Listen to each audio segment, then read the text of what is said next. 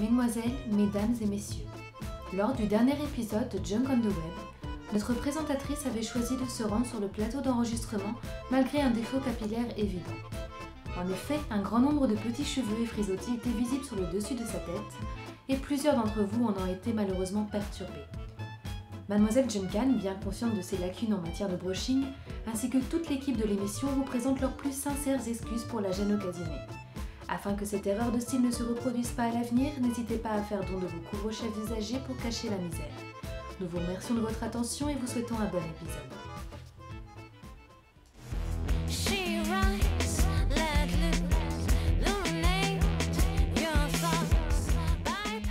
Salut et bienvenue dans l'épisode 21 de Junk on the Web. Cette semaine, je ne veux pas vous parler d'une actualité en particulier, mais plutôt d'un mot que je croise régulièrement sur internet, n'ayant plus l'occasion de côtoyer des adolescents ou des jeunes adultes dans mon quotidien. Ce mot, il m'amuse pour plusieurs raisons. Comme vous avez pu le voir dans le titre de la vidéo, il s'agit du mot swag. Première raison pour laquelle il m'amuse, c'est cette légende, cette croyance populaire, qui est en fait un gros hoax et l'un des plus efficaces quand on considère le nombre de gens qui y croient, qui voudrait que swag veut dire secretly we are gay ou, quand il prend de G, sex with a gay guy. Selon la rumeur, il s'agirait d'un signe de reconnaissance créé dans les années 60 par une communauté gay aux États-Unis pour pouvoir se reconnaître entre eux. Petite parenthèse, j'ai un léger souci avec ce hoax parce que dans une période où on essaye d'ouvrir les esprits à l'homosexualité, je ne suis pas persuadée que de dire aux gamins qui utilisent cette expression quand ils disent « j'ai trop de swag » ou « je suis trop swag », « t'es en train d'avouer à tout le monde que t'es homosexuel », c'est quand même un peu la honte. Voilà, j'ai pas l'impression que ça fasse vraiment avancer le schmilblick, même si je me rends bien compte que c'est pas forcément dans cet esprit-là, puisqu'il y a des gens qui ne sont absolument pas homophobes qui s'amusent à dire ça aux gamins. Mais voilà, ça donne peut-être un petit peu à réfléchir par rapport à cette rumeur. Contrairement à ce qu'on pourrait croire, le mot swag n'est pas du tout nouveau et n'est pas du tout de notre génération, ni même des années 60. À la base, il s'agit de la contraction du mot swagger, qui existe dans le dictionnaire anglais depuis le XIVe siècle, et Shakespeare l'a également utilisé dans une de ses pièces, c'est dire si c'est pas récent. À la base, ça voulait plutôt dire faire le malin, faire le fanfaron, et petit à petit, ça s'est migré vers une signification plus proche de avoir du style, être cool, voilà, par son attitude, par sa façon de s'habiller et de se comporter. Si on repart dans les années 60 justement, là où serait née cette soi-disant communauté qui aurait créé cet acronyme, nous y trouverons un homme qui était particulièrement connu pour son swag et décrit comme tel, il s'agit de Frank Sinatra, qui effectivement avait quand même beaucoup de style et de classe. Aujourd'hui, pour la France, si on prend l'homme qui se définit comme swagman, celui qui a le plus de swag, c'est lui. Il y a un petit peu de différence, je vous l'accorde, au demeurant c'est un personnage qui est fort sympathique et très drôle à condition de le prendre au 14e degré. Ce mot swag, il y a une autre raison pour laquelle il m'amuse, c'est que je l'utilise pour me moquer gentiment de la jeunesse et surtout il m'a fait réaliser une chose. Auparavant, quand j'étais moi-même adolescente ou très jeune adulte, j'utilisais par exemple pour la même expression le mot c'est stylé, ce qui est probablement dépassé aujourd'hui. À l'époque, quand j'employais des expressions comme ça, les adultes que je croisais se faisaient un plaisir de se moquer de moi en l'utilisant de façon complètement débile à mon sens à l'époque. Et j'ai réalisé il y a peu que lorsque j'emploie le mot swag, je fais exactement la même chose que les adultes de l'époque. Le mot swag m'a donc fait définitivement passer dans la catégorie vieux crouton. Yay! Si pour les jeunes d'aujourd'hui c'est un mot qui est complètement ancré dans le vocabulaire, pour moi c'est juste un peu chelou. Et j'ai aucune idée de si on utilise encore le mot chelou quand on a moins de 25 ans. Première image de la semaine, il s'agit d'une publicité pour la compagnie aérienne British Airways qui était affichée dans le métro londonien et qui a fait beaucoup jaser sur internet, en particulier sur le réseau social Reddit. Cette publicité nous encourage à aller visiter les pays aux alentours de l'océan Indien avec cette phrase. Escape the commute and discover the Indian Ocean. Autrement dit, échapper au train-train quotidien et découvrir l'océan Indien.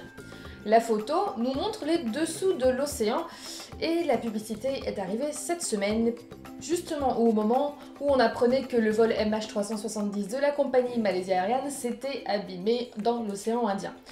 La vue sous-marine n'était certainement pas la bienvenue, ni même d'ailleurs le texte. Alors, moi il y a quand même une question que je me pose, c'est que, bien entendu, que la publicité a certainement été faite même avant que l'avion de Malaisie Airlines disparaisse. Mais elle a quand même été affichée.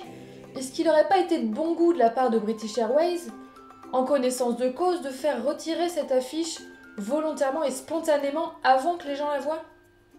Deuxième image de la semaine, il s'agit d'une vidéo tournée par une américaine alors qu'elle était au volant, sur laquelle elle nous montre un conducteur derrière elle, en train de lui coller au pare-choc sans arrêt en attendant certainement qu'elle se range sur la voie de droite pour pouvoir la doubler.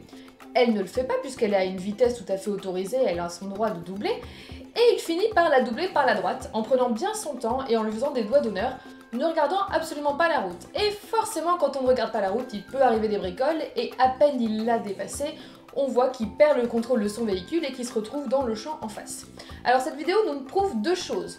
D'une part que le karma, c'est très probable que ça existe, et d'autre part que c'est un peu dangereux de faire des doigts d'honneur à sa voisine de route plutôt que de regarder devant soi. Ceci dit, la dame qui filme, je ne suis pas persuadée non plus qu'elle soit vraiment dans une situation de sécurité optimale, et elle ferait mieux de regarder à la route plutôt que d'essayer de montrer des connards sur la route parce qu'on sait qu'il y en a. Troisième image de la semaine, c'est ce petit chien qui malheureusement veut un gâteau qui est de l'autre côté du grillage et il le veut vraiment beaucoup. Vraiment, il essaye de l'avoir, il cherche une solution. Ce petit chien veut vraiment ce gâteau. En fait, ce petit chien est un peu con. Cette semaine, j'inaugure une nouvelle partie dans le Junk on the Web. Une semaine sur deux, à la place d'un conseil, je répondrai à l'une de vos questions que vous m'aurez posées soit sur YouTube, soit sur Facebook, soit sur Twitter, comme vous voulez. Pourquoi ça? Tout simplement parce que déjà j'ai envie de varier un petit peu la fin des vidéos et aussi parce que je n'ai pas toujours un bon truc à vous conseiller et plutôt que de vous conseiller des choses voilà, qui ne me plaisent pas plus que ça juste par principe, je préfère répondre à vos questions comme ça vous permet également d'avoir certaines réponses aux interrogations que vous pouvez avoir à mon sujet ou pas.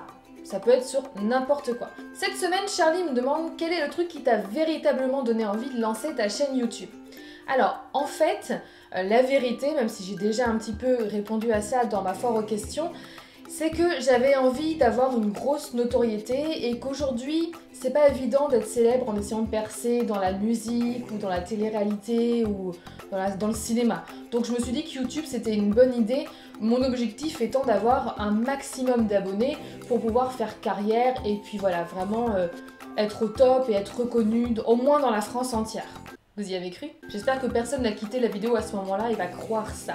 Non, en réalité, il y a plusieurs facteurs. Déjà, j'avais envie de lancer quelque chose, même si à la base je pensais plutôt à un blog, pour parler de ce qui me marquait sur internet, parce que je suis passionnée du web et j'adore ce média.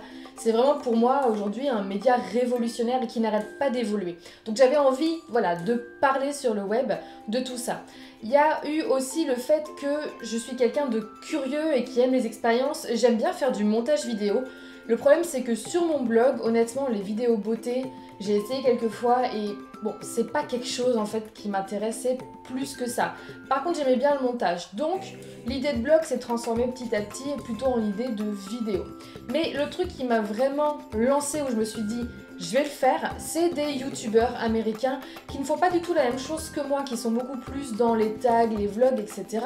mais qui ont une aisance et une façon de parler, un naturel qui m'a séduit et où je me suis dit bon, je me sens capable de le faire. Alors même si dans mes premières vidéos, j'étais peut-être pas aussi naturelle qu'aujourd'hui, j'ai commencé à bien prendre mes marques et aujourd'hui, je n'ai plus du tout peur de parler toute seule face à ma caméra alors qu'au début, je me trouvais ridicule. C'est terminé pour l'épisode d'aujourd'hui. J'espère que ça vous aura plu et que c'était vraiment trop swag. Si jamais vous avez aimé, n'hésitez pas à vous abonner. Vous pouvez également me rejoindre sur la page Facebook sur laquelle je communique le plus au long de la semaine et sur laquelle je partage également des images ou des choses que je croise qui m'amusent.